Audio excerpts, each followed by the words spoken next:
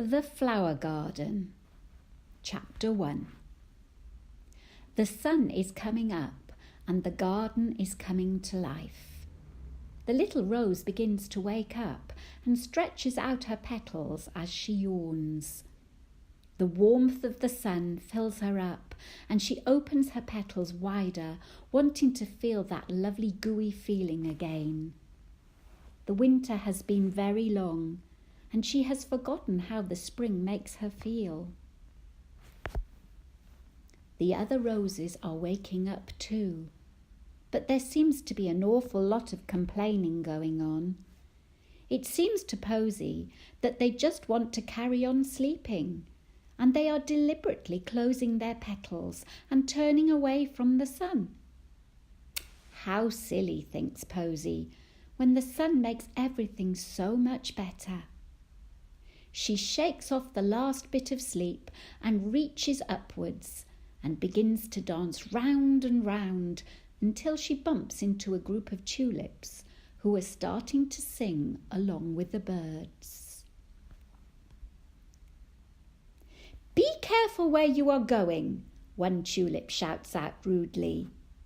"Don't you realise that you are in our part of the garden? This is where the tulips live.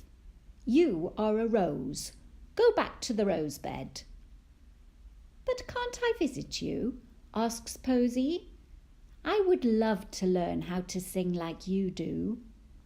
"No, you are a rose and roses dance. We are tulips and we sing. That is how it has always been. So go back where you belong, you naughty little rose." Posy was very upset. "Why can't I learn to sing with the other tulips?" she says to herself. A little robin overhears her and flies down to Posy and whispers in her ear. "Go and ask the gardener. He has all the answers." "Oh, thank you, Mr. Robin. What a good idea." And with that, Posy danced her way over to the potting shed, where she could see the gardener was taking a break from his weeding. He seemed to be drawing up a new design. It was to be a new flower garden. The gardener looked up as Posy approached him, and a strange thing happened. She completely forgot what she had come over to ask, and Posy became very tongue-tied. That lovely gooey feeling came over her again, and she blossomed out in a whole new way. She felt all light-headed and lost in the most beautiful fragrance. This perfume seemed to be coming from inside her petals, and a joy began to bubble up inside her, and she began to dance and sing. The gardener began to clap and join in, and she found that she did have a voice. It had been there all the time, hidden inside her petals. "How extraordinary!" exclaimed Posy. "It seems I can sing after all. Would it be all right with you if I joined in the tulips choir, please, Mr. Gardener?" "Of course you can, little Posy, but the tulips might not be quite ready for you just yet. Also, I want to teach you some new things, and I need some help in planning my new flower garden. Are you willing to help me?" "Oh, yes, please," Posy said. And with that, she suddenly noticed a lot of other flowers from the garden were in the potting shed. "This is my school, and every variety of flower is welcome." "Wow," said Posy, excitedly dancing over to introduce herself to the lilies by the door. Chapter 2. A large white canvas was lying on the floor. The white lily next to it was opening up her petals, and the lovely orange-yellow pollen inside fell onto the paper.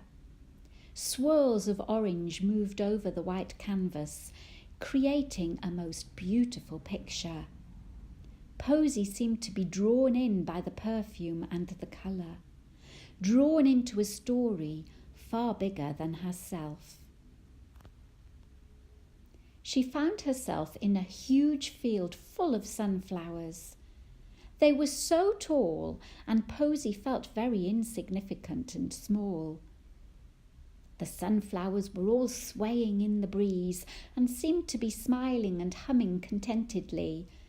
They were all moving in unison, all together, moving as one. Suddenly, one of the sunflowers put her arm around little Posy and asked if Posy could teach her to dance. Posy was delighted to be asked, but rather amazed that anyone would want to learn anything from her. She was only a little rose and didn't know very much. "Oh, but we have much to learn from one another," said the sunflower. "We love to paint, and we are very good at it. But it is always so wonderful to see you roses dance. It makes us feel alive," continued the sunflower, beaming down on little Posy. Posy heard a noise behind her, and there was the gardener with his spade and a large sack of brand new soil. The sunflower nodded knowingly at the gardener and told Posy to follow him and help him spread the new soil on the tulip bed. So Posy waved goodbye to the sunflowers and promised she would come and visit them again, and she would teach them to dance, but only if they would teach her to paint. They agreed immediately, and Posy clapped her hands in delight and skipped away, following the gardener to the other part of the garden where the tulips grew. Chapter 3. The tulip bed was very dry and stony, and the gardener and Posy spent all afternoon removing all the stones and pouring the new soil over the earth. When they had finished, the tulip bed was transformed, and the tulips began to open their petals and began to smile. The purple tulip that had spoken so rudely to Posy before bent over towards the little rose and said sorry and thanked her for helping the gardener transform their flower bed. She then asked Posy if she could be her friend. Of course, Posy was thrilled and readily agreed. "I am Lydia, by the way, and the tulip choir would like you to join in if you would like to. We heard you singing with the gardener, and you really are very good, but we can help you get even better." "Yippee!" whooped Posy, dancing around, and she began twirling faster and faster. "And can you teach us to dance like that?" asked Lydia. "Oh, yes, of course," said Posy. And suddenly she realised that everyone was special, and that each of the flowers had something special to teach the other flowers. She really liked being in the gardener's new school. It really was going to be so much fun. The end.